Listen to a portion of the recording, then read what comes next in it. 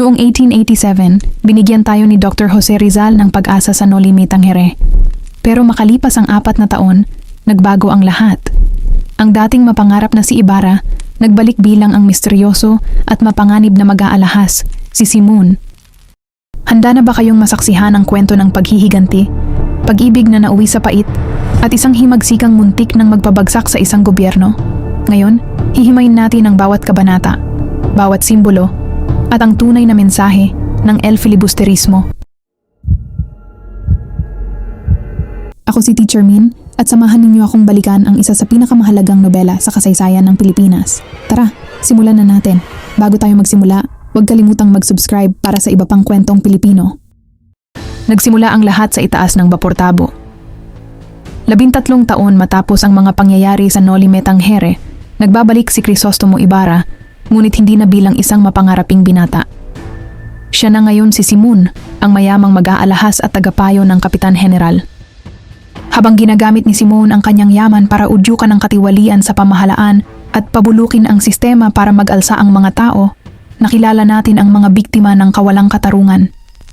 Nandyan si Cabezang Tales na inagawan ng lupa ng mga praile hanggang sa maging tulisan, at si Basilio na ngayon ay isang ganap ng doktor ngunit may dala pa ring pait sa puso. Nadiskubre ni Basilio ang lihim ni Simon sa tapat ng libingan ng kanyang ina. Sa halip na patayin, hinikayat ni Simon si Basilio na sumapi sa kanyang planong himagsikan.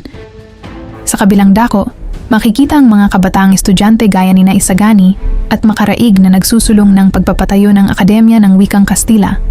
Ngunit sa likod ng mga debate at tawanan, unti-unting nadudurog ang kanilang pag-asa dahil sa pagharang ng mga praile.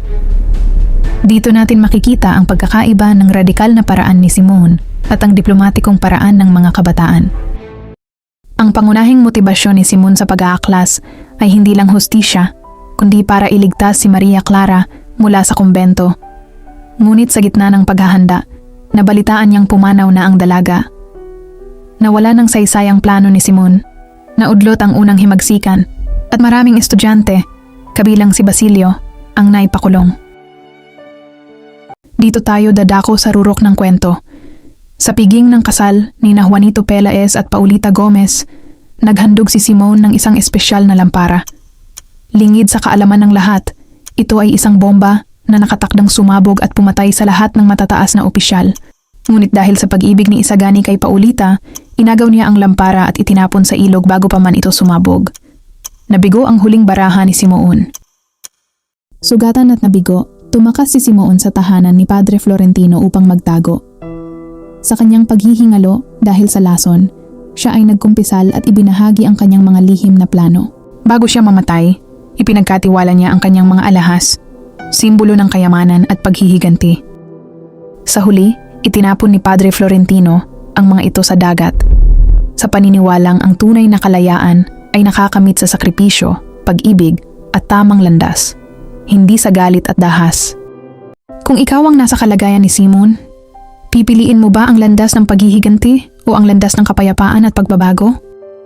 Tandaan natin, ang tunay na kalayaan ay hindi nagsisimula sa armas, kundi sa puso ng bawat isa. Kung nagustuhan mo ang video na ito, huwag kalimutang mag-like, mag-share at mag-subscribe para sa mas marami pang aral mula sa Panitikang Pilipino. Maraming salamat sa panonood.